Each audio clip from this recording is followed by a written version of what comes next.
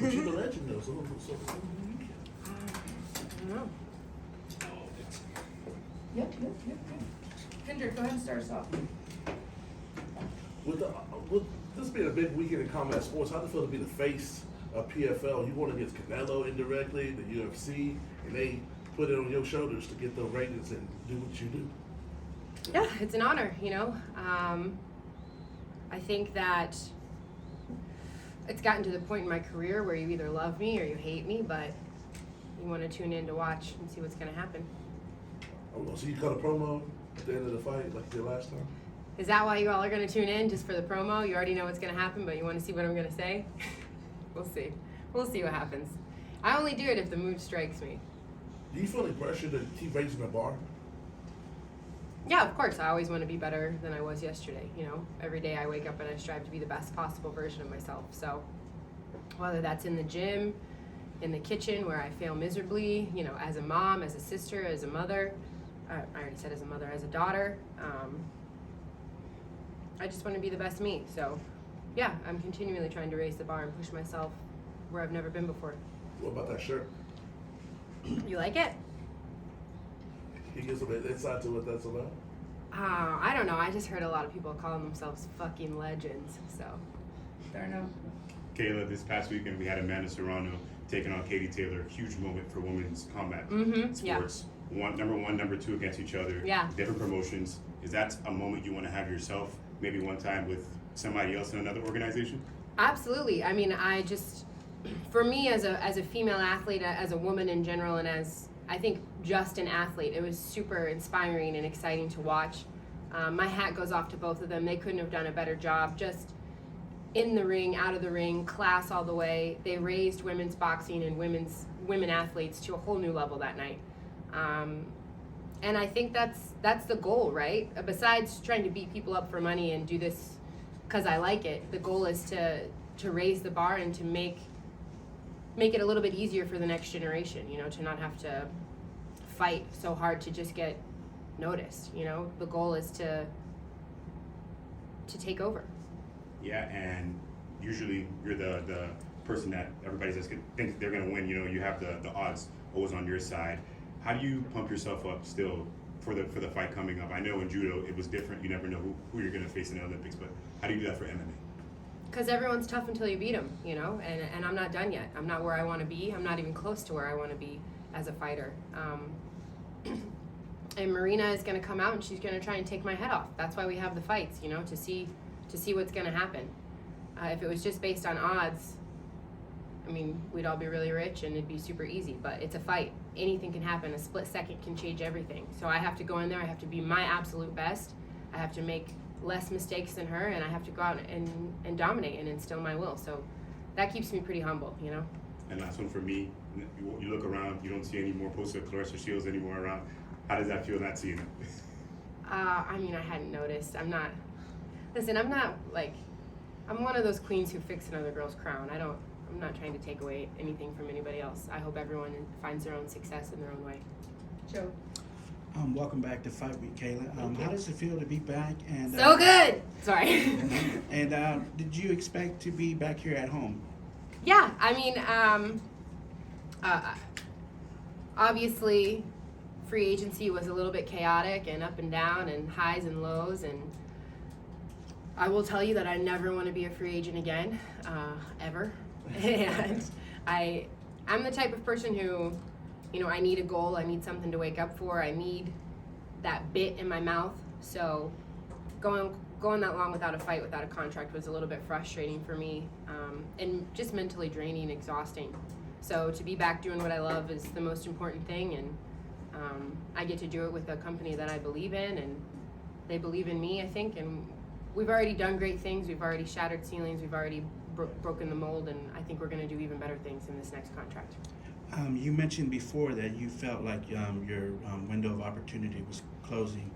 Now that we're set here and this is going to be your home, do you feel like you'll be able to use this platform to achieve the goals and get the opportunities that you feel you want to get and deserve? Yeah, I think really at this point, I've come to terms, and I'm at peace with the fact that I can only do my part. I've made it very open, very obvious. I'm very willing to fight anyone. There's always an A side and a B side, as someone likes to say. And this side, whatever side I am, C, D, E, F, I'm willing to fight anyone. I think it's the promotion's job, it's the other fighter's job. But I'm ready. And how do you balance being a motherhood, you know, to your nephew and niece, and being an A-side fighter? Because you're not going to be B-side. You're always Well, going to be I A-side. will correct you. I adopted them, so they're my son and Yes. my daughter. You know, honestly, it's kind of happened. I won't say seamlessly because there's been a lot of. It's been really hard, but it was the best thing I didn't know I was missing. You know, it was something that changed my life for the better and gave me whole new meaning and whole new purpose. And I'm exhausted. I'm not gonna lie to you. Being a single mom is the hardest job I've ever done in my life. You know, I'm to the point of tears a lot. I'm not gonna lie. But it's also the most rewarding thing I've ever done, and I can't imagine my life without them. They make me better. And last one, what's your favorite meal to cook for them? Oh, me? Cook for them? Well, they don't like to eat, so I like to order pizza on Friday. No, we eat really healthy during the week, and then on the weekends we eat a little bit less healthy. But they don't really like my cooking, so that's one of the reasons I cry. Rafa, go ahead. Right, so we are a show from Brazil. Hi. So I see your shirt, Legend Killers. We happen to have a couple of girls that call themselves legends over there. Really? Cool.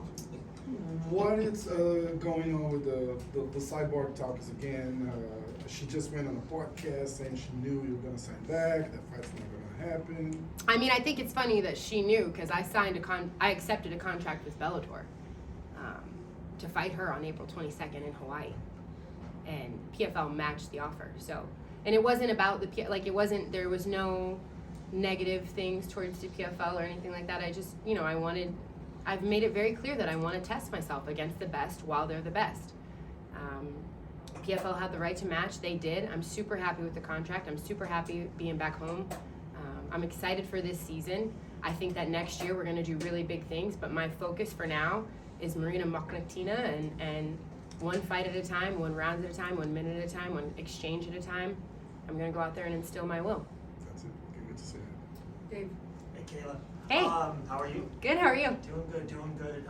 Any little bonus pressure for you? Fighting Friday, Sunday is Mother's Day. One bonus pressure. Well- Two plans for Mother's Day. My mom actually got Mother's Day wrong, so they gave me my present before I got here, which actually was, it was like some slippers that said best mom and then a shirt that said legend, and I was like, oh, Mom, thank you so much, but I'm trying to kill the legends. No, no pressure. I'm just super excited to fight and then get home back to my babies and, you know, wake up, go to church, get back into the routine of things. Soccer season good for the kids. Good for the kids, not good for the mom. Or Coach Kayla. I'll tell you that. Awesome. Appreciate Matt. you. Kayla, so you're up for the Olympic Hall of Fame. What would that mean to you on top of all the success that you're having in MMA now? Yeah, I was super surprised by it. I'm really backlogged on my emails. There's like 500 unread emails in my inbox. And I just happened to be trying to, on the flight here actually, I was trying to like get rid of some. And I saw like, oh, congratulations from the U.S. Olympic Committee. And I was like, what? And it says you're a finalist to be inducted into the Hall of Fame. I was like, oh, that's pretty darn cool. Definitely an honor, you know, representing your country, representing, in my opinion, the greatest country in the world, on the highest stage in the world.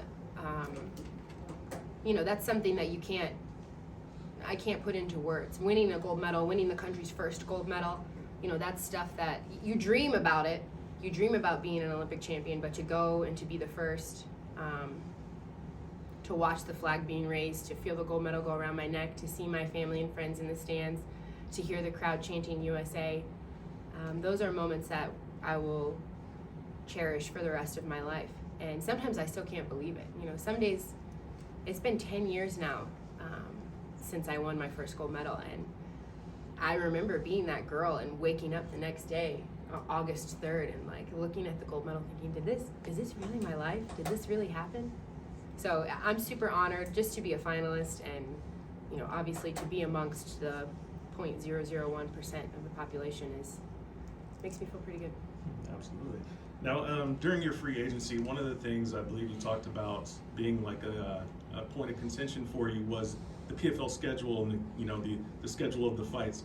How did you kind of overcome that as a sort of like objection to returning to the PFL this year? What do you mean the schedule of fights? Like I believe you said something about the number of fights, like the hectic schedule within a single year, the number of fights within a year. Oh, I think the big thing for me was just one thing I made very clear was I'm not going to be able to make 145 pounds 4 times in 5.5 months.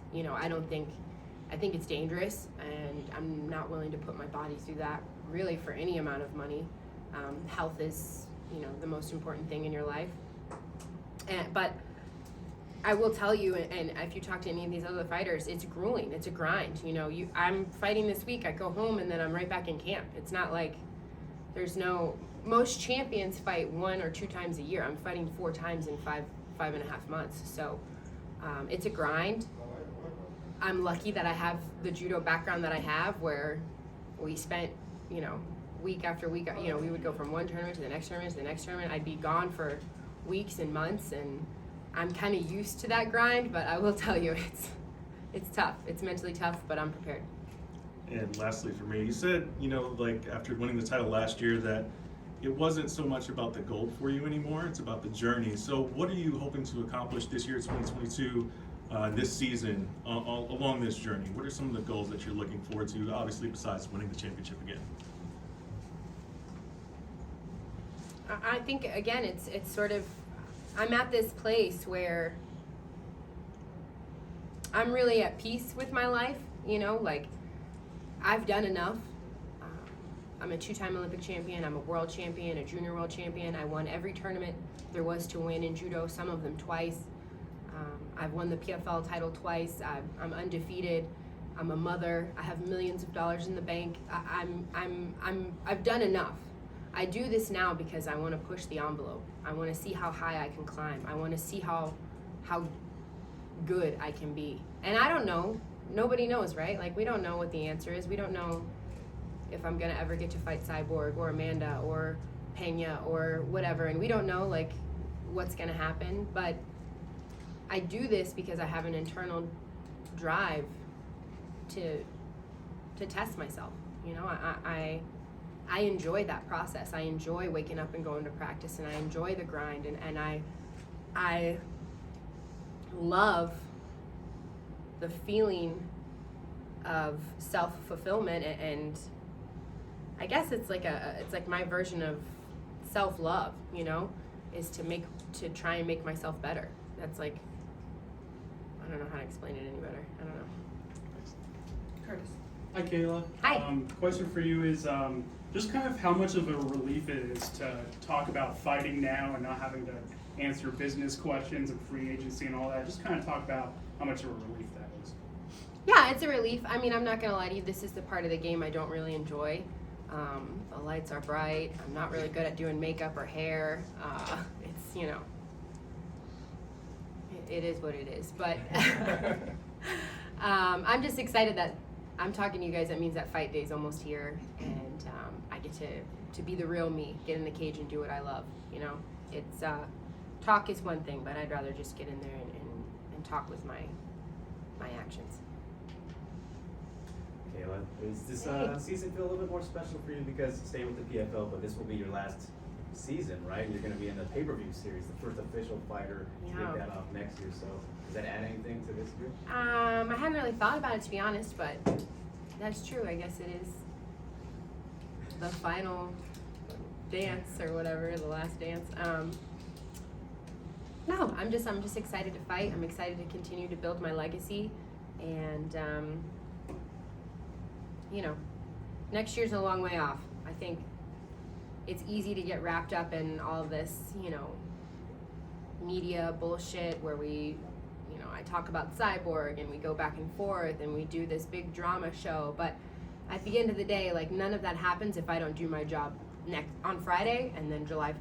Oh, I don't know if I'm allowed to tell you when the fights are, but Do it. and then I have to do my job here first, one fight at a time. So I'm focused on that, and I am looking forward to it. I'm looking forward to just, man, I love this. You know, this is my purpose. You know, besides I think maybe being, I don't know. I think being a mom is probably my purpose too. I think it happened for a reason, but I love what I do very much. I'm very grateful for the platform that all of you give me. I don't mean to sound bitter or anything. It's just sometimes you get sick of talking about yourself, you know. So you guys could ask me questions. You guys, I know. It was, but you guys could ask me other questions too. You know, you guys could like break the mold and be different. You guys could ask me about my foundation or. Okay, let's tell us about your Impractical Jokers experience, please. Okay. Well, Impractical Jokers was fun. I got to beat Murr up, you know, and throw him through a table and into a pool. It was a good time. Last thing for me, just overall thoughts though on the lightweight. Lightweights this year because got plenty of new faces, you know. So yeah, cool for you. I'm very excited about it. You know, I think there's a lot of new, up and coming talent. There's some veterans of the sport. I know Julia Budd's making an appearance and fighting in the tournament. I think Pacheco is back. She's always going to be a tough fight for anyone. I think she's a top dog. I expect to see her do well again this year. I'm excited for the PFL, you know. I think they're doing the right things. They're bringing in new talent. They've got the Challenger Series going. I got to attend the women's fight night for that and see a lot of young up-and-coming fighters. And, you know, this is how you build it. This is what you do. You slowly, over time, you build it and they come. And Rome wasn't built in a day. We need to continue to push and try and grow women's MMA. It's the fastest growing sport in the world, and I think that they're doing all the right things. Yeah. Kayla, your opponent possesses a unique style, being a decorated champ in combat sambo. Yeah. Do you think that style is going to present any new challenges to you, and how are you preparing for it? Yeah, you know, we spent time studying the film, and we obviously we spent a lot of more time on leg locks, I think, than I've ever spent in a camp. I was going with Mateus Gamrot, and if you've ever had that guy on your leg, you really don't want it. So I feel pretty confident about that. Big Jim over here, I'm gonna throw him under the bus. He had a really, really good line about sambo. And I was telling him, I was like, hey, we're watching the film, and I'm like, Big Jim, she's a 7-time sambo world champion. And he goes, oh, sambo? Sambo's for people who couldn't make it in judo. No. That's what you said. Anyways, that's how I feel about that. Richard, last one, and then we gotta go. I have 2 more questions. I think the only fighter you didn't beat was Pacheco. Is something you're looking forward to this season? I did beat her twice. Finish. Sorry, finish. Okay, don't mess that up. You'll find out what it feels like. Yeah, I mean, I don't, you know, fighting is I make it look easy because I work so hard, you know, but she works hard too. She's well-rounded. She has more experience than me. She's been in this game for a lot longer. She's very versatile. I don't take anything away from Pacheco. I don't think I lost a single round or a single minute of any round, but she's good. She's tough. She's durable. I mean, it's also really easy, in my opinion, when you're just trying to survive, it's harder to finish someone, in my opinion. My last one. In which country you would like to fight? Any of them. I mean, None special? send location. Thank you. Thank you guys, appreciate it. Oh, Thanks, Kayla. Thanks, guys. Can Appreciate you. you guys sit real quick? Yeah. We good? Aw, thank you. How are ya?